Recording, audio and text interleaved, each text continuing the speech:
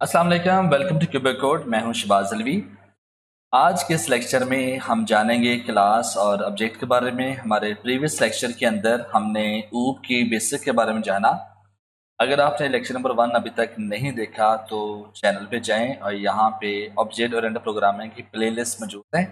यहाँ पे जाके आप लेक्चर नंबर 1 फाइंड कर सकते हैं। ओके, अब हम आते हैं लेक्चर नंबर 2 के ऊपर। लेकिन हमारा जो प्रीवियस लेक्चर था उसमें हमने क्या पढ़ा? बेसिकली हमने देखा कि ऑब्जेक्ट ओरिएंटेड प्रोग्रामिंग है क्या। हमने रियल वर्ल्ड एग्जांपल को देखते हुए और उसका कंपैरेटिव एनालिसिस किया फंडामेंटल प्रोग्रामिंग के अंदर। मतलब कि पहले सेमेस्टर के अंदर आपने फंडामेंटल प्रोग्रामिंग के बारे में पढ़ा और ऊप के अंदर वो चीज़ें इंक्लूड की गई हैं जो कि आपने फंडामेंटल प्रोग्रामिंग के अंदर नहीं कवर की थी। और यही वो चीज़ें हैं जो ऊप को एक पावरफुल पैराडाइम बनाती हैं। वो चीज़ें कौन सी हैं? इसमें क्लासेस और ऑब्जेक्ट का कंसेप्ट आता है, इनहेरिटेंस का आता है, इनकैप्सुलेशन एंड पॉलीमॉर्फिज्म। ये जो फीचर्स हैं, इंपॉर्टेंट फीचर्स हैं ऊप के, जिसकी बिना पे हम कह सकते हैं कि ऊप एज अ पैराडाइम बेस्ट है एज कंपेयर टू फंक्शनल और प्रोसीजरल पैराडाइम। उसके बाद हमने देखा कि वाई यूज़ ऊप।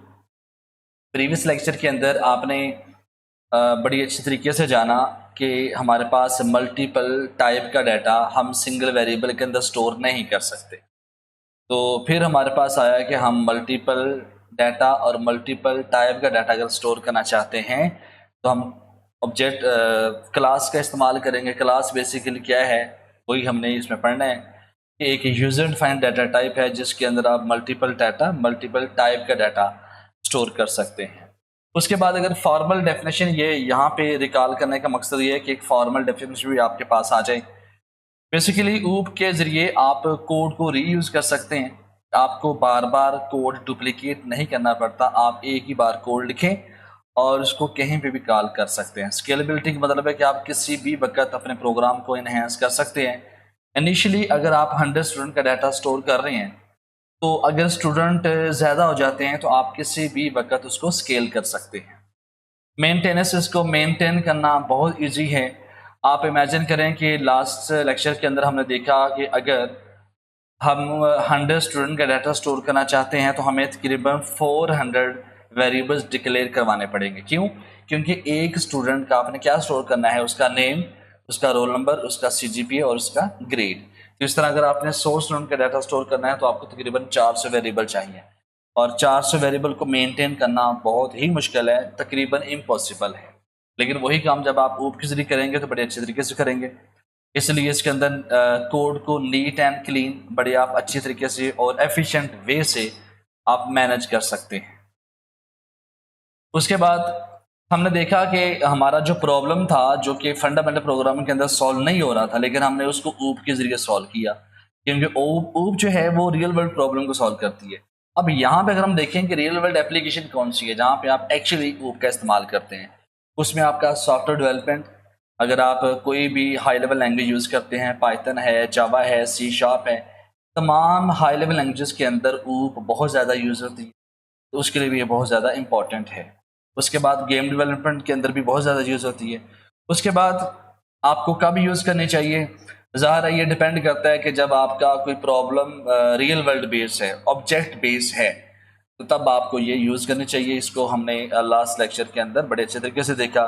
उसके बाद क्या बेनिफिट है जी? बेनिफिट ये है कि अगर आप कैरियर बनाना चाहते हैं कि इसको यूज़ कौन करेगा, अगर आप कैरियर बनाना चाहते हैं, अपनी प्रोग्रामिंग स्किल को इन्हेंस करना चाहते हैं, ऊब जो है वो एक बेस्ट पैराडाइम है, स्टाइल ऑफ प्रोग्रामिंग है। उसकी वजह यह है कि आप किसी भी लैंग्वेज को आप उठा लें, ऊब उसके अंदर मस्ट है। तो अगर आपके ऊब के कंसेप्ट स्ट्रॉन्ग हो जाते हैं तो आप कोई भी लैंग्वेज को आप इजीली सीख सकते हैं। ये तो था प्रीवियस लेक्चर का एक रिकैप। अब हम स्टार्ट करते हैं क्लास एंड ऑब्जेक्ट के ऊपर। हमारा जो आज का टॉपिक है वो क्लास एंड ऑब्जेक्ट है। क्लास के बारे में अगर हम कुछ जानें, क्लास बेसिकली एक यूजर डिफाइंड डाटा टाइप है। ये मैं क्लियरली बार बार इस बात का जिक्र कर चुका हूँ कि प्रीवियस लेक्चर के अंदर भी हमने इस पे बात की कि बेसिकली अगर हम मल्टीपल टाइप का डाटा स्टोर नहीं कर पा रहे तो प्रॉब्लम कहाँ पे है? प्रॉब्लम है डाटा टाइप के अंदर, क्योंकि डाटा टाइप ही हमें अलाउ नहीं करती कि आप किसी एक वेरिएबल के अंदर या एक एरे के अंदर मल्टीपल टाइप का डाटा स्टोर कर पाएं। क्योंकि आपको याद होगा प्रीवियस लेक्चर में मैंने कहा कि अगर आप इंटीजर टाइप का एरे डिक्लेयर करते हैं उसके अंदर सिर्फ आप इंटीजर स्टोर कर सकते हैं, उसके अलावा कोई और टाइप के डाटा स्टोर नहीं कर सकते, क्योंकि एरे जो है वो एक लीनियर डाटा स्ट्रक्चर है, उसके अंदर एक टाइप का ही डाटा आ सकता है। लेकिन ऊप हमें ये कहती है कि नो प्रॉब्लम, आप क्लास के जरिए अपनी खुद की यूजर डिफाइंड डाटा टाइप आप बना सकते हैं जिसके अंदर आप मल्टीपल डाटा और मल्टीपल टाइप का डाटा स्टोर कर सकते हैं। अब यहाँ पे अगर हम डेफिनेशन देख लें, डेफिनेशन क्या कह रहे हैं जी कि अ class is a user defined data type which hold its own data members and member functions. अब यहाँ पे डाटा मेंबर्स क्या है और मेंबर फंक्शन क्या है, इसको हम देख लेते हैं। बेसिकली डाटा मेंबर्स और जो मेंबर फंक्शन है ये रिलेटेड टू ऑब्जेक्ट है। इसके बाद हम ऑब्जेक्ट के बारे में देखने वाले हैं कि ऑब्जेक्ट क्या है, फिर आप क्लियरली इसको अंडरस्टैंड कर पाएंगे। फिलहाल डेफिनेशन की हद तक आप ये देख लें कि एक क्लास के अंदर दो चीज़ें हैं। Let me clear you, class के अंदर दो चीज़ें आप स्टोर करेंगे, एक डाटा मेंबर्स और दूसरा member functions which can be accessed and use by creating an instance of that class. मतलब यह है कि एक क्लास के अंदर दो चीज़ें होंगी, डाटा मेंबर्स होंगे और मेंबर फंक्शन होंगे। अगर आपने डाटा मेंबर्स और मेंबर फंक्शन को एक्सेस करना है तो यूजिंग ऑब्जेक्ट आप करेंगे, मतलब कि आपको क्लास का ऑब्जेक्ट क्रिएट करना पड़ेगा। फिर दूसरे अल्फाज में हम ये कह सकते हैं कि जो क्लास है बेसिकली वो एक ब्लूप्रिंट है, एक टेम्पलेट है जो कि ऑब्जेक्ट को इम्प्लीमेंट करता है। अब इसका क्या मतलब है, जब आप ऑब्जेक्ट के बारे में जान लेंगे फिर आपको आइडिया हो जाएगा। ओके, तो यहाँ पे जैसे मैंने बता दिया कि क्लास के अंदर दो चीज़ें आएंगी, डाटा मेंबर्स और मेंबर फंक्शन। नेक्स्ट आ जाता है जी डिफाइनिंग क्लास इन C++। अब यहाँ पे थ्योरी से हट के अब हम आते हैं प्रैक्टिकल की तरफ कि बेसिकली क्लास अगर एक यूजर डिफाइंड डाटा टाइप है तो हम क्रिएट कैसे करते हैं। तो उसके लिए हम चलते हैं डेव के अंदर और यहाँ पे आप देखें ये डेव C++ है, 5.11 वर्जन है इसका। मैं इसको यूज़ कर रहा हूँ, इट्स अप टू यू कि आप कौन सा वर्जन यूज़ कर रहे हैं। यहाँ पे मैंने पूरा हेडर फाइल इंक्लूड कर ली यूजिंग नेमस्पेस एसडी। उसके बाद क्लास कैसे क्रिएट करनी है, बेसिकली क्लास का कीवर्ड आप लिखेंगे, उसके बाद जो भी आप डाटा टाइप बनाने जा रहे हैं, यूजर डिफाइंड डाटा बनाने जा रहे हैं, उसका आप नाम लिख लें। इसका मतलब है हम क्या करना चाह रहे थे, हम स्टूडेंट का डाटा स्टोर करना चाहते हैं, तो मैंने यहाँ पे लिखा स्टूडेंट का नेम, उसके बाद ये ओपनिंग कर्ली ब्रैकेट्स और ये क्लोजिंग, और यहाँ पे मैंने क्या यूज़ कर दिया, सेमीकोलन। इसका मतलब है ये डिक्लेरेशन ऑफ क्लास है। उसके बाद इसके अंदर मैंने डाटा मेंबर्स, अब यहाँ पे मैं इसको डाटा मेंबर्स क्यों कह रहा हूँ, बेसिकली फंडामेंटल प्रोग्रामिंग के अंदर जब आप इस तरह से करते थे तो आप क्या कहते थे कि दीज आर वेरिएबल्स, लेकिन यहाँ पे मैं इसको डाटा मेंबर्स क्यों कह रहा हूँ, क्यों? उसकी वजह ये है कि ये क्लास के अंदर है। देखें ये क्लास का स्कोप है, ओपनिंग कर्ली ब्रैकेट से लेके क्लोजिंग तक, ये जितना भी एरिया आपको नजर आ रहा है ये बेसिकली है क्लास का एरिया, मतलब ये स्कोप है इस क्लास का। इसका मतलब इसके अंदर जो भी डाटा मेंबर्स और मेंबर फंक्शन आएंगे वो मेंबर ऑफ डाटा मेंबर्स हैं और मेंबर ऑफ फंक्शंस हैं इस क्लास के, इसलिए इसको मैं कह रहा हूं डाटा मेंबर्स। उसके बाद अगर हम यहाँ पे आए तो यहाँ पे बेसिकली पहले क्लास का कीवर्ड जो कि हमने देख लिया, क्लास नेम हमने क्या रखा, स्टूडेंट। एक्सेस स्पेसिफायर, इसका क्या मतलब है, देखें यहाँ पे मैंने मेंशन नहीं किया कि एक्सेस स्पेसिफायर क्या है। बेसिकली एक्सेस स्पेसिफायर का मतलब ये है कि इनिशियली जब आप ऊप के बारे में बेसिक जान रहे थे तो मैंने आपसे कहा कि ऊप जो है उसके अंदर आप प्राइवेसी, सिक्योरिटी मेजर्स, ये तमाम चीज़ें आप अचीव कर सकते हैं। अब क्लास ज़्यादा इंपॉर्टेंट क्यों है, ऊप ज़्यादा इंपॉर्टेंट क्यों है, उसकी वजह यह है कि यहाँ पे हम डिटेल्स को हाइड कर सकते हैं, मतलब कि अब्स्ट्रैक्शन अचीव कर सकते हैं, इनकैप्सुलेशन अचीव कर सकते हैं। आने वाले लेक्चर्स के अंदर हम बड़ा डिटेल से पढ़ने वाले हैं कि what is encapsulation and what is abstraction. अभी के लिए अगर मैं आपको बता दूं, अब्स्ट्रैक्शन का मतलब होता है डिटेल्स को हाइड कर देना, मतलब कि आपने फ्रंट एंड डिजाइन यूजर को दिखाना है लेकिन बैक एंड पे उसका जो सोर्स कोड है उसको आपने छुपाना है। इनकैप्सुलेशन की बात करें तो इसका मतलब ये है कि जैसे मैंने अभी जिक्र किया कि क्लास के अंदर हम क्या करेंगे, डाटा मेंबर्स और मेंबर फंक्शन को एक सिंगल यूनिट के अंदर स्टोर करेंगे, मतलब कि इसी क्लास के अंदर यहाँ पे हम डाटा मेंबर्स और मेंबर फंक्शन दोनों को स्टोर करने वाले हैं, हम लिखने वाले हैं। इसलिए हम कहते हैं कि बेसिकली जो क्लास है वो collection of data members and member function है। तो हम बात कर रहे थे एक्सेस स्पेसिफायर की। अब देखिए क्लास, एक वर्ड आप याद रखिएगा कि class is a by default private. अगर मैं यहां पे मेंशन कर दूं कि जो क्लास है, class is by default private, इसका क्या मतलब? बेसिकली क्लास के अंदर जो भी आप डाटा मेंबर्स और मेंबर फंक्शन आप एक्सेस करेंगे तो वो प्राइवेट है। प्राइवेट का मतलब ये है कि वो सिर्फ विद इन क्लास यहाँ पे एक्सेस हो सकते हैं, क्लास के अंदर अंदर। क्लास से बाहर आप उसको एक्सेस नहीं कर सकते। मिसाल तौर पे अगर मैं इसके नीचे इंट मेन भी बना देता हूँ, ये सिंटैक्स भी चले आ जाएगा आपके पास कि आपने बेसिकली क्लास कैसे क्रिएट करनी है। यहाँ पे देखिए, ये मेरे पास एक कंप्लीट सिंटैक्स है एक प्रोग्राम का। मैं आपको कहना ये चाह रहा हूं कि ये जो डाटा मेंबर्स हैं, मैं इसको इंट मेन के अंदर एक्सेस नहीं कर सकता। कि अगर मैं ऐसे करूं कि नेम इज इक्वल है, यहाँ पे मैं कुछ भी नाम लिख लूं कि cubic code, no it is not possible. क्यों? क्योंकि ये जो डाटा मेंबर्स हैं ये प्राइवेट हैं। अब सवाल पैदा होता है कि आपने कहां पे लिखा प्राइवेट। देखिए आप यहां पे प्राइवेट लिखें, ऐसे लिखते हैं, ये क्या है? एक्सेस मॉडिफायर है, प्राइवेट एक कीवर्ड है, उसके बाद कॉलन आप लगाएंगे। अब इसके नीचे जितना भी डाटा आएगा वो सारा सारा क्या है? प्राइवेट है। तो बात याद रखिएगा, आप प्राइवेट लिखें या ना लिखें इससे कोई फर्क नहीं पड़ता। उसकी वजह यह है कि क्लास आपकी बाय डिफॉल्ट प्राइवेट होती है। अगर मैं इसको नहीं लिखता तो कंपाइलर यही समझेगा कि ये जो जितने भी डाटा मेंबर्स है वो क्या हैं? प्राइवेट हैं। उसके बाद अगर मैं किसी चीज को, अगर मैं मिसाल तौर पे मैं चाहता हूं कि नहीं, मैं इन डाटा मेंबर्स को इंट मेन के अंदर एक्सेस करना चाहता हूं, फिर मुझे क्या करना पड़ेगा? मुझे इनको करना पड़ेगा पब्लिक। अब पब्लिक के लिए जरूरी है कि आपको मेंशन करना पड़ेगा कि ये जो डाटा मेंबर्स है ये क्या है? पब्लिक है। अब यहाँ पे पब्लिक के नीचे जो भी चीज आपको नजर आ रही है वो सारी सारी क्या है? पब्लिक है। तो मेरा ख्याल है कि आपको समझ आ चुकी है। तो ये था एक्सेस स्पेसिफायर। हम इसको बाद में देखते हैं कि इसको हमने कैसे करना है। ओके, फिर आ जाते हैं जी।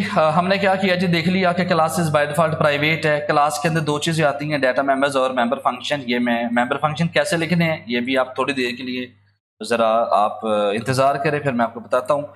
हमने क्लास को डिफाइन कर लिया, ये उसका सिंटैक्स था, हमने बिल्कुल देख लिया। अच्छा जी, अब यहाँ पे आ जाता है जी नोड। क्लास जब आप डिफाइन करते हैं तो क्लास के अंदर जो डाटा मेंबर्स हैं ये वाले इनको मेमोरी एलोकेट नहीं होती। फंडामेंटल प्रोग्रामिंग के अंदर हम क्या करते थे कि जैसे ही इंट मेन के अंदर जाके हमने इंट रोल नंबर लिखा, रैम के अंदर जाके एक मेमोरी सेल बनेगा रोल नंबर के नाम से, और वहां पे आप वैल्यू स्टोर कर सकते हैं। लेकिन जब आप क्लास डिफाइन करते हैं तो क्लास के अंदर डाटा मेंबर जितने भी आपने डिक्लेयर कर रखे हैं अभी तक इनको रैम से जगह नहीं मिली। अब सवाल पैदा होता है कब मिलेगी? जब आप इंट मेन में जाके ऑब्जेक्ट क्रिएट करेंगे। भाई यहां तक आप बात याद रखें, जब हम ऑब्जेक्ट पे आते हैं तो आपको पूरा का पूरा जो सिनेरियो है वो समझ आ जाएगा। लेकिन कीप इन माइंड, ये पॉइंट जो अपने माइंड में याद रखिएगा, क्या है? When a class is defined no memory is allocated, but when it is, जब आप कोई ऑब्जेक्ट इंस्टेंस ऑफ क्लास है, जो ऑब्जेक्ट है वो बेसिकली इंस्टेंस ऑफ क्लास है, मतलब क्या कोर पार्ट है क्लास का, वो जब तक आप क्रिएट नहीं करेंगे मेमोरी एलोकेट नहीं होगी। ओके जी, नेक्स्ट अब अगर हम यहाँ पे आ जाएं, ये हम पहले ही कर चुके हैं। ये कीवर्ड था बेसिकली, क्लास आ गया, यूजर डिफाइन हमने इसका नाम रखा स्टूडेंट। उसके बाद आप एक्सेस स्पेसिफायर लिखेंगे। अच्छा, आपके जो एक्सेस स्पेसिफायर है वो प्राइवेट हो सकता है, पब्लिक हो सकता है और प्रोटेक्टेड भी हो सकता है। अभी के लिए हमने देखा प्राइवेट और पब्लिक, लेकिन नेक्स्ट लेक्चर के अंदर हम इसको डिटेल से देखने वाले हैं। डाटा मेंबर्स की बात करें और मेंबर फंक्शन। डाटा मेंबर्स क्या हैं? वेरिएबल्स टू बी यूज्ड, मतलब कि वो वेरिएबल जिनको आपने यूज करना है अपने प्रोग्राम के अंदर। उसके बाद मेंबर फंक्शंस, किसी भी फंक्शनैलिटी को परफॉर्म करवाने के लिए हम फंक्शन का इस्तेमाल करते हैं। ये जो सेमीकोलन आपने यूज किया है ये क्या है जी? Class name end with the semicolon. हर हाल में जब भी आपने क्लास का एंड करना है सेमीकोलन आपने लाजमन मेंशन करना है। उसके बाद अगर आप ऑब्जेक्ट की बात करें,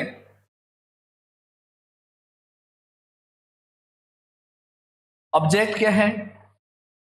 बेसिकली ऑब्जेक्ट एक रियल वर्ल्ड एंटिटी है।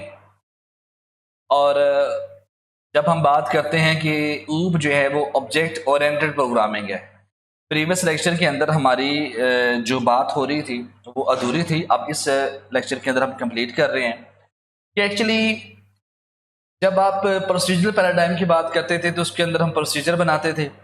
जब आप फंक्शनल पैराडाइम की बात करते थे तो आप फंक्शन क्रिएट करते थे। ऊप पैराडाइम के अंदर हम ऑब्जेक्ट क्रिएट करते हैं। इसका मतलब है ऊप के अंदर सारी की सारी कहानी जो है वो ऑब्जेक्ट पे बेस करती है। अब हम थोड़ा सा ना समझते हैं ऑब्जेक्ट को, उसको आपकी पूरी कहानी समझ आ जाएगी। देखें, मैं कहता हूं कि कायनात के अंदर जो भी चीज आपको नजर आ रही है दैट इज कॉल्ड ऑब्जेक्ट। अब मैं यहां पे कहता हूं कि इसका मतलब है कि आपके रूम के अंदर laptop, computer, fan, mobile, mouse, keyboard, each of everything ये क्या है? ऑब्जेक्ट हैं। इवन के जो पर्सन है वो भी ऑब्जेक्ट है। तो मैं क्या करता हूँ कि मेरे पास जो ऑब्जेक्ट है वो स्टूडेंट है। मैं कहता हूँ कि जो स्टूडेंट है वो मेरे पास क्या है? एक ऑब्जेक्ट है। बात याद रखिएगा कि हर ऑब्जेक्ट की दो चीजें होती हैं। एक होता है उसका, यहां पे मैं लिख देता हूं, एक उसका होता है एट्रीब्यूट्स। एट्रीब्यूट्स हैं, और उसके बाद जो दूसरी चीज आती है वो उसका आता है बिहेवियर। उसका क्या आएगा? बिहेवियर्स। इसको आप एक्शंस भी बोल सकते हैं, एक्शंस। अच्छा, अब यहां पे अगर मैं देखूं कि स्टूडेंट के एट्रीब्यूट्स क्या क्या हैं, एट्रीब्यूट्स क्या क्या हैं इसको हम देख लेते हैं। एट्रीब्यूट्स बेसिकली अगर हम यहां पे देखें तो पहला जो एट्रीब्यूट आएगा वो क्या है? वो एट्रीब्यूट है कि स्टूडेंट का नेम। बिल्कुल ठीक है, तो स्टूडेंट का जो नेम है वो आ जाएगा। उसके बाद अगर हम यहाँ पे नेक्स्ट एक और करें, नेम के बाद उसका आ जाता है रोल नंबर। रोल नंबर ये भी ठीक है, ये भी एक एट्रीब्यूट है स्टूडेंट का। मैं इसको यहाँ पे कर देता हूँ। उसके बाद अगर एक और कर लें, उसका जो CGPA है, CGPA ये क्या है उसका? ये भी एक एट्रीब्यूट है स्टूडेंट का यहाँ पे, ठीक है। ओके, तो इसका मतलब है कि बेसिकली एट्रीब्यूट स्टूडेंट का एक रोल नंबर आ जाएगा। उसके बाद आपका आ जाएगा CGPA, इसको हम बोलते हैं एट्रीब्यूट।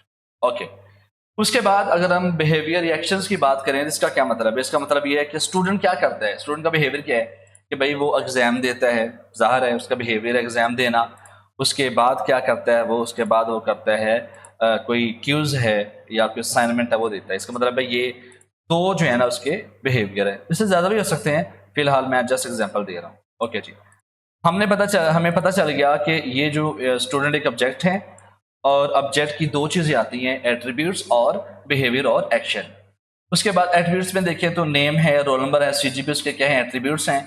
और उसके जो बिहेवियर एक्शन है वो क्या है? एग्जाम और क्यूज है। अच्छा, प्रोग्रामिंग के अंदर ये जो एट्रीब्यूट्स है इसका एक और नाम भी है। मैं क्या बोलूँगा इसको?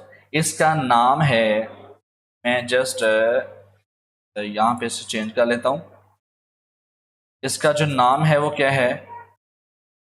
ओके, मैं क्या करूँगा, यहाँ पे जाऊँगा और इसका जो नाम है एट्रीब्यूट का वो क्या है? वो आप देख लीजिएगा ज़रा। ऐसे नहीं, चलिए मैं इसको एक नाम दे देता हूँ। यहाँ पे हम एरो लगाते हैं, और एरो लगाने के बाद मैं कहता हूँ इसका एक नाम है, उस नाम को हम क्या कहेंगे? Data members. क्या कहेंगे? Data members. डाटा मेंबर्स, ठीक है। एट्रीब्यूट्स को हम क्या नाम देते हैं? Data members. और उसके बाद जो आपका एक्शन या मेंबर या बिहेवियर है इसको हम क्या नाम देंगे? इसको हम नाम देंगे मेंबर फंक्शन। मेंबर फंक्शंस, ठीक है। तो आई थिंक आपको समझ आ चुकी है। बेसिकली हम क्या कर रहे थे, देख लें जरा। हम कर ये रहे थे कि स्टूडेंट हमारे पास एक क्या है? ऑब्जेक्ट है। मैं क्या लिख देता हूँ, यहाँ पे लगा देता हूँ कि बेसिकली स्टूडेंट हमारे पास क्या था? एक ऑब्जेक्ट था। और ऑब्जेक्ट के पास दो चीजें, मैं इसको बोल देता हूं ऑब्जेक्ट। पूरी कहानी आपको समझ आ जाएगी, यहाँ पे कंप्लीट स्टोरी आपको समझ आ जाएगी। देखें, हमने बात की कि ऊप के अंदर सारी की सारी जो स्टोरी है वो ऑब्जेक्ट की है। तो मैंने कहा कि कायनात के अंदर जितनी भी चीजें आपको नजर आती है वो सारी की सारी क्या है? ऑब्जेक्ट हैं। तो मैंने स्टूडेंट को भी एज ऑब्जेक्ट समझ लिया।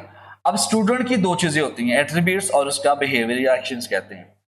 एट्रीब्यूट्स के अंदर उसका नेम, रोल नंबर, CGPA, और एक्शन के अंदर उसका एग्जाम और क्यूज।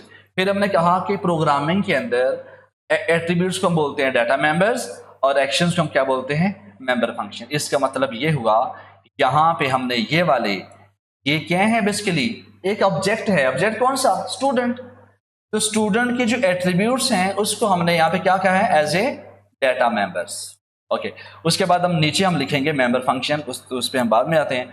अच्छा जी, ये हमें बात समझ आ गई है कि बेसिकली ऑब्जेक्ट है क्या, और ऑब्जेक्ट के अंदर दो चीजें हैं। नेक्स्ट हम जरा देख लेते हैं क्या कहना चाह रहा है। डेफिनेशन हम देख लेते हैं। When a class is defined, only the specification for the object is defined.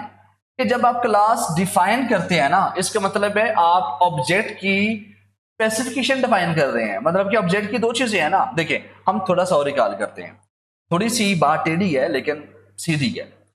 मैं कहता हूं कि बेसिकली ऑब्जेक्ट क्या है, क्लास क्या है? क्लास एक यूजर डिफाइंड डाटा टाइप है, या टेम्पलेट है, या ब्लूप्रिंट है। तीन नाम इसको आप दे सकते हैं। या तो ये यूजर डिफाइंड डाटा टाइप है, या आप इसको कह सकते हैं कि एक ब्लूप्रिंट है, या इसको कहते हैं एक टेम्पलेट है। करता क्या है? बेसिकली ये ऑब्जेक्ट को इंप्लीमेंट करता है। अब ऑब्जेक्ट को इंप्लीमेंट करने का क्या मतलब कि भाई हमने देखा कि ऑब्जेक्ट के अंदर दो चीजें होती हैं, एक डाटा मेंबर्स और दूसरा मेंबर फंक्शन। यहां पे देखें, मैं दोबारा से आपको बताना चाह रहा हूं कि ऑब्जेक्ट के अंदर दो चीजें होती हैं, एक डाटा मेंबर्स ये वाले सारे, और दूसरे क्या है? Member function. इसका मतलब है कि किसी ऑब्जेक्ट के डाटा मेंबर्स और मेंबर फंक्शन को इंप्लीमेंट करने के लिए, उसको डिफाइन करने के लिए हम क्या करते हैं? क्लास क्रिएट करते हैं यूजिंग क्लास कीवर्ड। ओके, यहां तक हमें समझ आ गई है। अच्छा, नो मेमोरी और स्टोरेज इज एलोकेटेड। ये बड़ी बेहतरीन बात है कि भाई आपने क्लास के अंदर जो डाटा मेंबर्स लिख रखे हैं, अभी तक उनको मेमोरी एलोकेट नहीं हुई, स्टोरेज उनको नहीं मिली। तो use the data and access function defined in the class, you need to create object. कहने का मतलब ये है, अगर मैं इन डाटा मेंबर्स को या नीचे जो मेंबर फंक्शन में बनाऊंगा उसको एक्सेस करना चाहता हूं, तो मुझे इंट मेन के अंदर जाके एक ऑब्जेक्ट क्रिएट करना पड़ेगा। तो अगला सिंटैक्स आप देख लेते हैं कि how to create an object. We can create an object of the given class in the same way we declare the variables of any other inbuilt data type. तो आप करेंगे क्या? आप यहां पे जाएं, इंट मेन के अंदर जाके, अब हमारा सेकंड स्टेप है। फर्स्ट स्टेप में हमने क्या किया? क्लास को क्रिएट किया और क्लास के अंदर डाटा मेंबर्स को हमने डिक्लेयर कर दिया। उसके बाद सेकंड स्टेप में हम क्या करेंगे? इंट मेन के अंदर जाके मैं ऑब्जेक्ट क्रिएट करूंगा। हाउ टू क्रिएट ऑब्जेक्ट हम करेंगे ये, सबसे पहले क्लास का नाम लिखेंगे स्टूडेंट। कौन सी क्लास? ये वाली, यहाँ पे जो हमने लिख रखी है स्टूडेंट। और उसके बाद ऑब्जेक्ट का नाम आप कुछ भी रख सकते हैं। मैं अपना रख लेता हूँ जी S1 और यहाँ पे सेमीकोलन। इसका मतलब है आप देखिए, जैसे ही मैंने इंट मेन के अंदर जाके स्टूडेंट क्लास को यूज करते हुए S1 ऑब्जेक्ट क्रिएट किया, यस, अब इन डाटा मेंबर्स को जगह मिल जाएगी, एलोकेट हो जाएगी। नहीं समझ आई? देखिए समझाता हूँ। होता यह है कि यहाँ पे बात ये की गई कि भाई जब आप इस तरह से डाटा मेंबर्स डिफाइन करते हैं ना, तो मेमोरी के अंदर जगह नहीं मिलती उनको। ठीक है, जैसे ही आप ऑब्जेक्ट क्रिएट करेंगे तो कंपाइलर को पता चल जाएगा कि इसको आप रैम के अंदर से जगह लेके दे दी है। होता क्या है देखें जरा, होगा ये कि मैं आपके सामने रखता हूँ जी कि ये रैम है, यहाँ पे कहते हैं जी ये रैम है, और मैं इसको नाम दे देता हूँ रैम का। बिल्कुल ठीक है, रैम के अंदर एक बड़ा सा कंटेनर बनेगा, एक बड़ा सा कंटेनर बनेगा रैम के अंदर, जिसका नाम होगा क्या? नाम मैं उसका रख देता हूं S1। अब S1 क्या है? हमारा ऑब्जेक्ट है बेसिकली। ये क्या है? ऑब्जेक्ट है, ये देखिएगा। ठीक है, इसका मतलब जैसे ही आपने ये गौर से देखिएगा, मैं अब इसकी बात कर रहा हूं, जैसे ही आपने इंट मेन के अंदर जाके स्टूडेंट S1 लिखा, होगा ये कि रैम के अंदर जाके S1 के नाम का एक बहुत बड़ा कंटेनर बनेगा। फिर वो क्या होगा?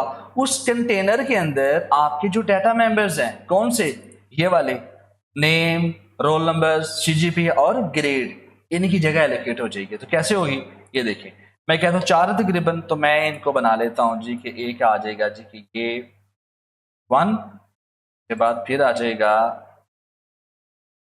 यहाँ पे सेकंड आ जाएगा, सॉरी यहाँ पे दोबारा से मैं इलस्ट्रेटर यूज़ करता तो मैं बार बार भूल जाता हूँ कि मैं इसमें शॉर्टकट यूज़ करता। ओके, तो सेकंड आ गया, उसके बाद हम एक और बना लेते हैं। ये गालबन आ जाएगा आपका थर्ड बन जाएगा। ठीक है, और मुझे थोड़ा सा इसको साथ लगाने पड़ेंगे ताकि मैं बता सकूँ। जी, तो ये 3 बन गए और अब हम बना लेते हैं चौथा भी। तो ये भी देखिए जी, ये 4 वेरिएबल बन गए S1 के अंदर, ये लेंज। ठीक है, इसका मतलब अब इसका नाम क्या होगा, इसका नाम हम देख लेते हैं। मैं नहीं इसको पकड़ूंगा जी और शिफ्ट प्रेस करके इसको, इसको और इसको, और हम यहाँ पे ले जाते हैं तकरीबन इस साइड पे, यहाँ पे। अब मैं सबका नाम लगा देता हूँ, टाइम लगेगा लेकिन मैं बताना चाह रहा हूँ आपको डिटेल से। एक्चुअली ये क्या बनेगा, ये बनेगा कंटेनर नेम के लिए, और ये वाला कंटेनर बनेगा किसके लिए, रोल नंबर के लिए। रोल नंबर बिल्कुल ठीक है, साइज में कर देता हूँ तकरीबन 18 कर देता हूँ ताकि छोटा हो जाए। ओके जी, ले ये जी हो गया रोल नंबर। उसके बाद जो नीचे वाला आ जाएगा वो हमारे पास क्या आ जाएगा, वो आ जाएगा CGPA। यहाँ पे आएगा CGPA, ठीक है, CGPA। और उसके बाद क्या आ जाएगा, ग्रेड। तो जो आखिरी है वो आ जाएगा हमारे पास ग्रेड के लिए। लें जी, इसके मतलब हमने क्या कर दिया कि हमने 4 कंटेनर बना दिए। बेसिकली ये कंसेप्ट है। जब हम बात देखें, मैं वापस चलता हूँ जी, देखें क्लियर समझते हैं इसको। कहता है जी कि when a class is define no memory is allocated, कि जब आप क्लास को डिफाइन करते हैं और आप ये डाटा मेंबर्स बनाते हैं तब रैम में जाके इन वेरिएबल को जगह नहीं मिलती, जगह एलोकेट नहीं होती। कब होती है, जब ऑब्जेक्ट क्रिएट होता है। मैं आपको ये बताना चाह रहा हूं कि इस ऑब्जेक्ट का इसका क्या तल्लक है इस डाटा मेंबर से। तो तल्लक ये है जनाबे वाला, होता ये है कि सबसे पहले ऑब्जेक्ट क्रिएट होते हैं रैम के अंदर, और ऑब्जेक्ट के अंदर डिफरेंट वेरिएबल्स आ जाते हैं। अब इसका मतलब है कि आपने जितने भी डाटा मेंबर्स वहां पे डिफाइन कर रखे हैं वो सारे के सारे S1 पे आ रहे हैं। अच्छा, अब एक और चीज है, अगर मैं यहाँ पे एक और ऑब्जेक्ट क्रिएट कर देता हूँ S2, अब क्या होगा, यस, अब होगा ये कि सेम टू सेम यही वाला मैं इसी को करूंगा, क्या जाएगा, मैं कर लेता हूँ जी या इस रैम को हम जरा बड़ा कर लेते हैं, इधर आ जाएगा। जी, मैं इसको पकड़ता हूँ तो ये जरा बड़ा कर देते हैं, ठीक है। अब इसी तरह जो है ना, ये जो हमारे पास आएगा, ये नहीं, मैं इसको कर देता हूँ थोड़ा सा लॉक कर दें, ठीक है। ओके, मैं इसको पकड़ूंगा और इसको कंट्रोल C और यहाँ पे आके कंट्रोल V कर देंगे। लें जी, इसको आप पकड़ें और यहाँ पे आप लगा लें जी। इसका मतलब है यहाँ पे आप क्या बन जाएगा, यहाँ पे बन जाएगा S2। मैं ख्याल अब आपको समझ आ गई है, ठीक है। अब होगा ये, जितने आप ऑब्जेक्ट इंक्रीज करते जाएंगे रैम के अंदर जाके इस तरह बनता जाएगा। अब जरा समझें, हमने प्रीवियस क्लास के अंदर बेसिकली एक बात याद रखिएगा कि ऊप के अंदर ज्यादातर हम रियल वर्ल्ड प्रॉब्लम को सॉल्व करते हैं। तो रियल वर्ल्ड प्रॉब्लम के अंदर इस तरह की कहानी आएंगी, सिनेरियो आएंगे, इसको आपने अच्छी तरह अंडरस्टैंड करना है। हमने प्रीवियस लेक्चर के अंदर हमने देखा कि अगर भाई हम 100 स्टूडेंट का डाटा स्टोर करना चाहते हैं तो हमें तकरीबन 400 वेरिएबल चाहिए। उसको मैनेज करना बड़ा मुश्किल है, लेकिन यहाँ पे क्या है, यहाँ पे नो प्रॉब्लम। अगर आप 100 ऑब्जेक्ट क्रिएट करते हैं इसका मतलब है रैम के अंदर 100 ऑब्जेक्ट क्रिएट हो जाएंगे। हर ऑब्जेक्ट के अगेंस्ट अलग अलग नेम, रोल नंबर, CGP और ग्रेड है, ये कभी भी आपस में मिक्स नहीं होंगे। तो मेरा ख्याल है ये बड़ा कोर कंसेप्ट था, बड़ी एक इंपॉर्टेंट चीज़ थी जो मैं आपको बता रहा हूँ। मैं उम्मीद करता हूँ आपको समझ आ गई है। लेकिन जी यहाँ तक हमने देख लिया कि ऑब्जेक्ट को क्रिएट कैसे करते हैं। अब हमने जितनी भी बातें की हैं थोड़ा सा हम कर लेते हैं प्रैक्टिकल। अब प्रैक्टिकल ऐसे करते हैं कि पूरा प्रोग्राम बना के आपको दिखाता हूँ। मिसाल के तौर पे अगर आपने 2 नंबर को ऐड करना है, थोड़ा 2-4 प्रोग्राम करते हैं ताकि आपको कंसेप्ट आ जाए कि क्लास क्रिएट कैसे करनी है, उसके बाद ऑब्जेक्ट को कैसे क्रिएट करना है, मेंबर फंक्शन कैसे बनाना है, मेंबर फंक्शन को कॉल कैसे करना है, ठीक है। इसके लिए हम करते हैं जी कि write a program to add 2 numbers. तो मैं क्या करने लगा हूँ जी, मैं फिलहाल यहाँ पे एक न्यू प्रोग्राम स्टार्ट कर रहे हैं जी। और प्रोग्राम क्या है, मैं यहाँ पर लिख देता हूँ कि write a program to add 2 numbers, ठीक है। हमने 2 नंबर को ऐड करना है और इसको मैं कर देता हूँ कमेंट। कमेंट कैसे करते हैं, फॉरवर्ड स्लैश लगा के, और नीचे आके हम क्या करते हैं, मैं लगाता हूँ जी कि हैश इंक्लूड, ये हमारे पास हेडर फाइल है, इसके बारे में आप अच्छी तरह ही जानते हैं। उसके बाद यूजिंग नेम स्पेस std आ जाएगा, और उसके बाद क्लास कीवर्ड। अब मैं क्लास का नाम रख रहा हूँ कैलकुलेटर, कैलकुलेशन चलिए हम रख देते हैं जी, ठीक है। कैलकुलेशन क्लास का नाम रखा, और हमने कर दिया जी, लें जी। अब यहाँ पे मुझे क्या करना पड़ेगा, यहाँ पे सेमीकोलन लगाना पड़ेगा क्योंकि हम क्लास की डिक्लेरेशन कर रहे हैं। अब यहाँ पे मैं करता ये हूँ कि डाटा मेंबर्स ज़ाहिर है, यहाँ पे क्या आएगा इंट ए और कॉमा बी, ये हमारे पास क्या आ गया, ये डाटा मेंबर्स। इसको मैं लिख भी देता हूँ आगे कि ये क्या है आपके डाटा मेंबर्स। ओके, उसके बाद हम क्या करने जा रहे हैं, हमने बनाना है मेंबर फंक्शन। तो मेंबर फंक्शन का मतलब है हमने एक फंक्शन बनाना है जो 2 नंबर को ऐड करेगा। अब ऐड कैसे करेगा, सबसे पहले फंक्शन बनाना पड़ेगा। फंक्शन की प्रोटोटाइप क्या होती है, देखिएगा फंक्शन की प्रोटोटाइप ये है कि सबसे पहले आप उसकी डाटा टाइप लिखें फंक्शन की, उसके बाद फंक्शन का नाम मैं रख देता हूँ सम रख लें, ठीक है। उसके बाद आ जाएगा पैरेंथेसिस, ठीक है, और ओपन और क्लोज। लें जी, ये हमारे पास एक फंक्शन बन चुका। बेसिकली ये जो है ना, इसको हम क्या बोलते हैं, फंक्शन प्रोटोटाइप। फंक्शन प्रोटोटाइप के अंदर 3 चीजें आती हैं। पहला फंक्शन का रिटर्न टाइप, कि फंक्शन आपको क्या रिटर्न करेगा, इंटीजर करेगा, फ्लोट करेगा, या कैरेक्टर करेगा, स्ट्रिंग करेगा। उसके बाद फंक्शन का नाम आ जाएगा। तीसरे पे आ जाते हैं पैरामीटर्स। अभी के लिए मैं यहाँ पे कोई पैरामीटर यूज नहीं कर रहा। पैरामीटर क्या है, बेसिकली इनपुट है फंक्शन के लिए। आगे जाकर हम देखते हैं इन पैरामीटर्स को। अभी के लिए मैं फंक्शन के अंदर पैरामीटर मेंशन नहीं कर रहा। तो समझ लें कि मेरे पास एक सम का फंक्शन बन चुका है। अब मैं यहाँ पे क्या करूँगा, बड़ा ही सिंपल प्रोग्राम मैं बना रहा हूँ। मैं क्या करूँगा, यहाँ पे हम करेंगे सी आउट, यहाँ पे हम लिखेंगे एंटर फर्स्ट नंबर और एंड लाइन, न्यू लाइन के लिए। उसके बाद हम सी इन करेंगे, उसके बाद आ जाएगा ए। Cin stand for console input और cout stand for console output. इसी तरह मैं इसको कॉपी कर लेता हूँ और नीचे आके मैं इसी तरह करवा लेता हूँ। यहाँ फर्स्ट नंबर था, यहाँ पे हम कर देते हैं सेकंड नंबर और यहाँ पे हम कर देते हैं बी पार्ट, बी वेरिएबल। अब मैं नीचे क्या करूँगा, एक अब यहाँ पे इसके अंदर मैं एक वेरिएबल ले लेता हूँ, उसका नाम है इंट एस कर लेते हैं, क्योंकि मैंने एस के अंदर रिजल्ट स्टोर करवाना है। तो एस इज इक्वल है ए प्लस बी कर दिया और नीचे हम करेंगे cout sum of numbers is equal और फिर क्या आ जाएगा, यहाँ पे एस आ जाएगा। ओके जी, और ये आपका फंक्शन बन चुका है। लें जी, अब इसका मतलब है कि मैंने जो पहले आपको बता रहा था कि क्लास के अंदर 2 चीज़ें होती हैं। ये आपके पास आएगा डाटा मेंबर्स और ये क्या है, मेंबर फंक्शन। लेकिन एक चीज़ थी, एक्सेस स्पेसिफायर का मैंने बताया था कि क्लास के अंदर जब आप डाटा मेंबर्स और मेंबर फंक्शन डिफाइन करते हैं तो आपने एक्सेस स्पेसिफायर भी आपने करना होता है। अब यहाँ पे मैं अगर, चले मैं आपको बताता हूँ, इंट मेन में हम जाते हैं, यहाँ पे जाएं जरा, इंट मेन में जाके आपने क्या करना है, सॉरी, यहाँ पे जाके आप करेंगे ये कि ऑब्जेक्ट क्रिएट करेंगे। क्यों? क्योंकि अगर मैंने इस फंक्शन को कॉल करना है, इस फंक्शन को एक्सेस करना है, तो मुझे इस क्लास का ऑब्जेक्ट क्रिएट करना पड़ेगा। और ऑब्जेक्ट कैसे क्रिएट करते हैं, यहाँ पे आप लिखें कैलकुलेशन। क्लास का नाम वही होना चाहिए जो आपका ये वाला नाम है, ये वाला, ठीक है। उसके बाद इसका ऑब्जेक्ट का नाम हम रख देते हैं C1, सेमीकोलन लगा दिया। अब नीचे आए, अब फंक्शन को कॉल कैसे करते हैं, हम यहाँ पे लिखेंगे C1 डॉट, फंक्शन का नाम क्या है, सम। तो यहाँ पे पैरेंथेसिस लगा देंगे और यहाँ पे आ जाएगा सेमीकोलन।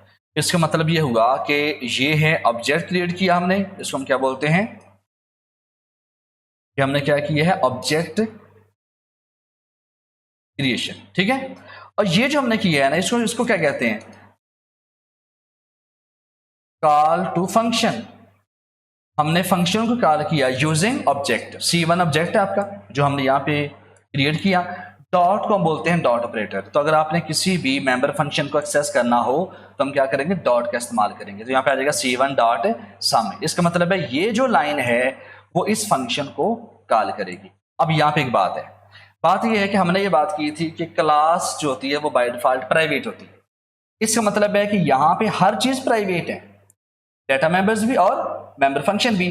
तो क्या आप इंट मेन के अंदर जाके इस तरह से C1 डॉट सम, क्या इस फंक्शन को आप एक्सेस कर सकते हैं? नॉट एट ऑल, कभी भी नहीं आप कर सकते। क्यों? क्योंकि आपका मेंबर फंक्शन भी यहाँ पे प्राइवेट है। इसका मतलब है मुझे इन डाटा मेंबर्स को तो पब्लिक नहीं बनाना, लेकिन इस फंक्शन को तो पब्लिक बनाना पड़ेगा। तो यहाँ पे हम लिखेंगे पब्लिक। कंसेप्ट समझ लें आप, कंसेप्ट क्या है, कि भाई जिसको आप इंट मेन के अंदर जाके एक्सेस करना चाहते हैं उसको आपने लाजमन पब्लिक करना है।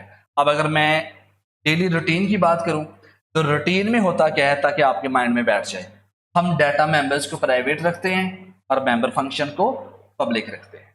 जरूरी नहीं है, आप डाटा मेंबर्स को भी पब्लिक कर सकते हैं। आगे मैंने ये चीज़ें बतानी जाके कि आप डाटा मेंबर्स को भी पब्लिक कर सकते हैं। लेकिन फिलहाल इस प्रोग्राम को हम करते हैं सेव, कंट्रोल एस करेंगे आप, और यहाँ पे मैं इसको इसी नाम से सेव कर लेता हूँ और इसको हम एग्जीक्यूट पे जाएंगे, कंपाइल एंड रन पे करेंगे और हमारे पास प्रोग्राम क्या कह रहा है जी, C1 वाज नॉट डिक्लेयर्ड।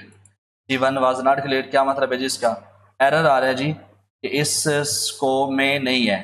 लाजमन हुआ ये होगा कि कैलकुलेशन स्पेलिंग आप देख लें, जस्ट C1, ये देखिए स्पेलिंग मिस्टेक है, इसका मतलब है जो इधर स्पेलिंग है कैलकुलेशन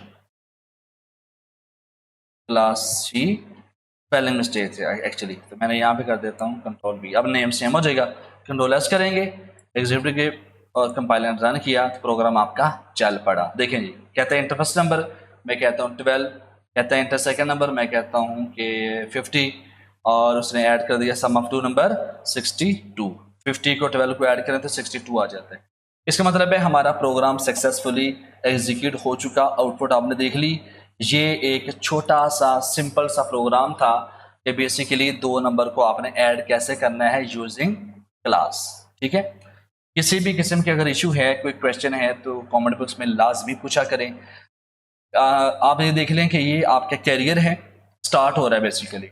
अगर आपने आगे जाके पाइथन जावा के अंदर सी शॉप के अंदर मास्टर बनना है, आपको ऊप के जो कंसेप्ट है वो स्ट्रॉन्ग करने पड़ेंगे।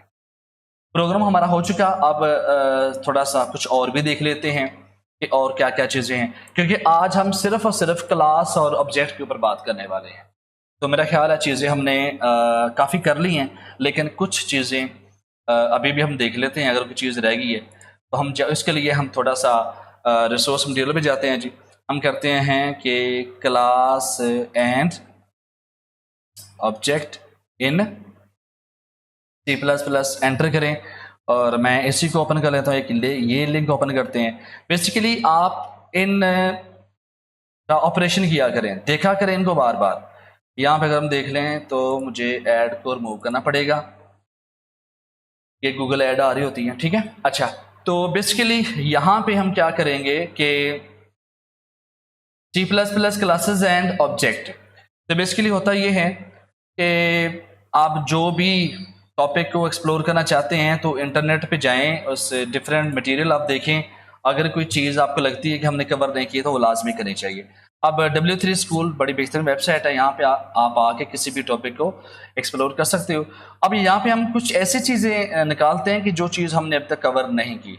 हमने देख लिया भाई कि C++ क्या है, एक ऑब्जेक्ट ओरिएंटेड प्रोग्रामिंग है, और बिल्कुल ठीक है जी। इसके अंदर ऑब्जेक्ट के एट्रीब्यूट्स होते हैं, मेथड होते हैं, ये हमने देख लिया, बिल्कुल सही है। क्लास को क्रिएट करना हमने सीख लिया, बिल्कुल ठीक है, यहाँ पे हमने देख लिया। उसके बाद क्लास कीवर्ड होता है, क्रिएट अ क्लास, ठीक है। एक्सेस स्पेसिफायर भी हमने देख लिया, पब्लिक को प्राइवेट को यूज़ करके देख लिया, ऑब्जेक्ट को क्रिएट करके हमने देख लिया।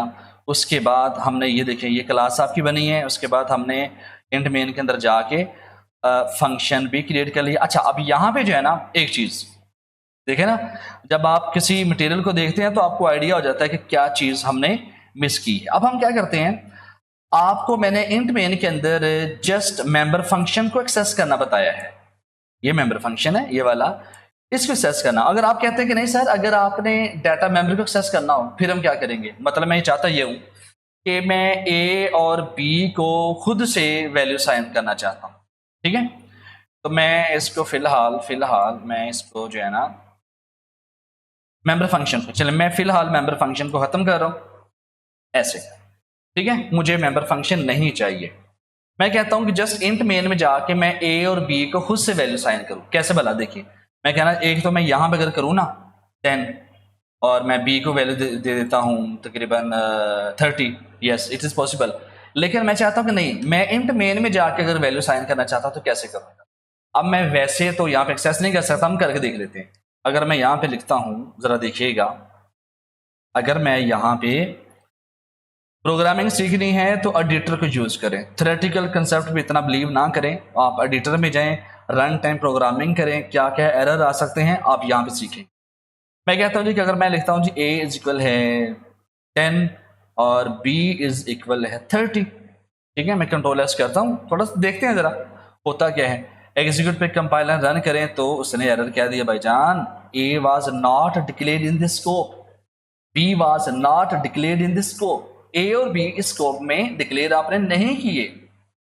इसका मतलब है कि ये तो डाटा मेंबर्स हैं, क्लास के अंदर हैं। इसका मतलब अगर मैं क्या करूं, अगर मैं ये कर दूं कि C1 जो ऑब्जेक्ट है आपका C1 डॉट ए कर दूं और फिर यहां से C1 डॉट बी कर दूं, फिर देखते हैं क्या होता है। कंट्रोल एस करें और एग्जीक्यूट पे जाएं, कंपाइलर रन करें तो फिर भी वही मसला आ रहा है। Within this context int calculation B is private, yes, ये देखें विद इन दिस कंटेक्स्ट, मतलब कि वो कहना चाह रहा है कि जनाब आप ऑब्जेक्ट के जरिए इसको एक्सेस तो करना चाह रहे हैं लेकिन ये तो प्राइवेट है, तो मुझे क्या करना पड़ेगा, मुझे यहां पे करना पड़ेगा पब्लिक। देखें पब्लिक करेंगे, कंट्रोल एस करेंगे, एग्जीक्यूट पे जाएंगे, कंपाइलर रन करेंगे और लाइफ जिंगा लाला हो चुकी। अच्छा, इसका मतलब है कि अब हमारे पास है, हमने C1 डॉट ए के अंदर वेरिएबल हमने कर दिया और C1 डॉट बी के अंदर। अब मैं जैसे इसको डिस्प्ले करवाना चाहता हूं तो मैं क्या करूंगा, सी आउट, ठीक है, यहाँ पे आ जाएगा ए की वैल्यू क्या है, तो यहाँ पे हम कर देंगे कि C1 डॉट ए, ठीक है। उसके बाद हम कर लेंगे एंड लाइन, फिर नीचे आ जाए सी आउट और यहाँ पे क्या आ जाएगा बी और इक्वल कर देते हैं जी, इक्वल का साइन तो आप लगा दें, ठीक है। अच्छा, अब यहाँ पे आके हम करेंगे क्या, C1 डॉट बी की वैल्यू और आप कर दें जी एंड लाइन, ओके जी। यहाँ तक आ गया, कंट्रोल एस करें और हम एग्जीक्यूट पे जाएंगे, कंपाइलर रन पे जाएंगे तो जनाबे वाला ए की वैल्यू 10 आ चुकी और बी की वैल्यू 30 आ चुकी, ठीक है।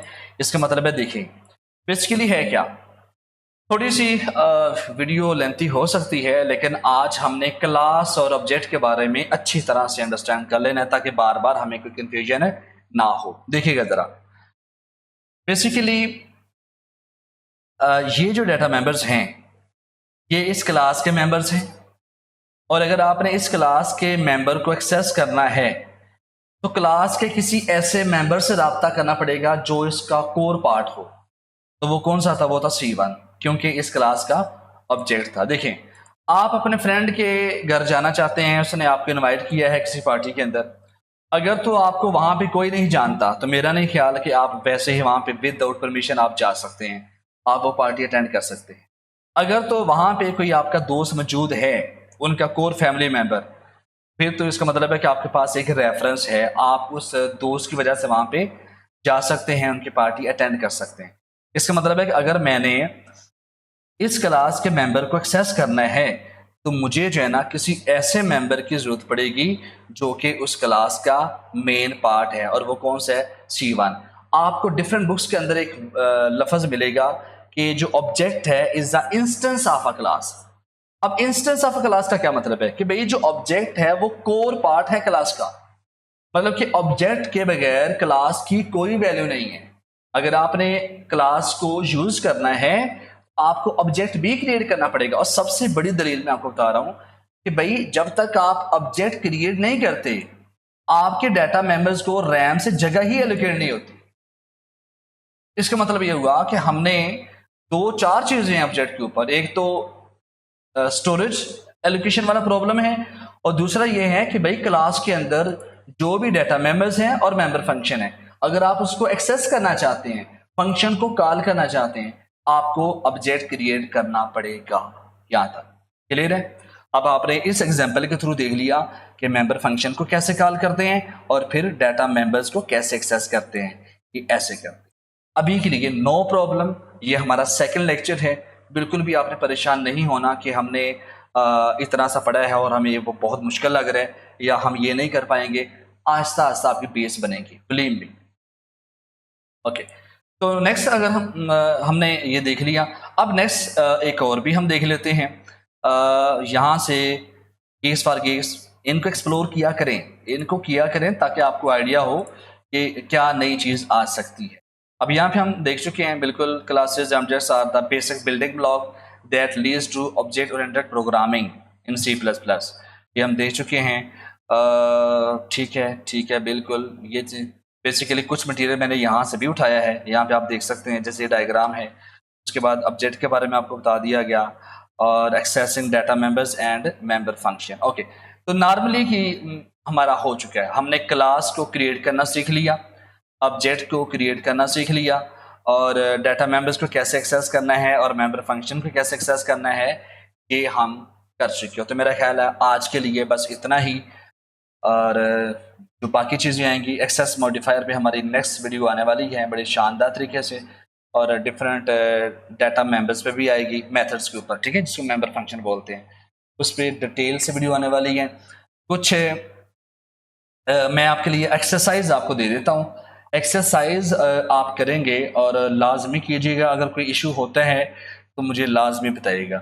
आपने करना ये है कि एक कैलकुलेटर बनाना है, उसके अंदर 4 फंक्शन आप बनाएंगे, ठीक है। अगर यहाँ पे मैं थोड़ा सा आपको गाइड कर दूँ, देखिए आपने एक बनाना है कैलकुलेटर, ठीक है। कैलकुलेटर के अंदर क्या आप कर सकें, आप ऐड कर सकें, आप सब्ट्रैक्शन कर सकें, आप मल्टीप्लिकेशन कर सकें और आप डिवीजन कर सकें। ये 4 फंक्शन बनेंगे, ठीक है। अब according to the user choice, अगर यूजर 1 प्रेस करे तो वो 2 नंबर को ऐड कर सकता है, और यूजर अगर 2 प्रेस करता है तो वो 2 नंबर को सब्ट्रैक्ट कर सकता है। यूजर अगर 3 एंटर करता है तो वो मल्टीप्लाई कर सकता है, 4 एंटर करता है तो वो डिवीजन कर सकता है। इसके अंदर स्विच केस भी यूज होगा। एक मेन्यू बनाए, press 1 for addition, press 2 for subtraction, press 3 for multiplication, press 3 for division and so on, ठीक है। और उसके मुताबिक आप फंक्शन को कॉल करें। मेरा ख्याल आपको समझ आ गई है। आपने कैलकुलेटर बनाना है, 4 मेंबर फंक्शन बनेंगे और according to the user choice, user अगर 1 एंटर करेगा तो आप ऐड का फंक्शन कॉल करवा दें, अगर 2 एंटर करेगा तो सब्ट्रैक्शन का फंक्शन ऐड कॉल करवा दें, 3, 4 and so on. I hope आपने ये क्लास अच्छी तरह से समझ ली है। फिर भी अगर कोई इशू हो, कोई प्रॉब्लम हो किसी क्वेश्चन के अंदर, तो आप नीचे कमेंट बॉक्स के अंदर पूछा करें यार, क्वेश्चन किया करें। एक तो आप क्वेश्चन नहीं करते तो इसका मतलब है इसकी 2 सूरतें हो सकती हैं, या तो आपको बहुत कुछ समझ आ गया या आपको कुछ समझ नहीं आया। तो काइंडली ये कि इंटरेक्शन शो करवाया करें, तभी मुझे भी मज़ा आएगा और मुझे भी पता चलेगा कि अगर मैं एफर्ट कर रहा हूँ तो आपको समझ आ रही है। बेसिकली अपने ऑडियंस के लिए, अपने सब्सक्राइबर के लिए जो है ना, मैं एफर्ट कर रहा हूँ। तो अगर आपको लगता है कि किसी चीज़ में कोई कन्फ्यूजन है, बिलीव मी, ये मैं बहुत आसान करके प्रोग्रामिंग करवा रहा हूँ।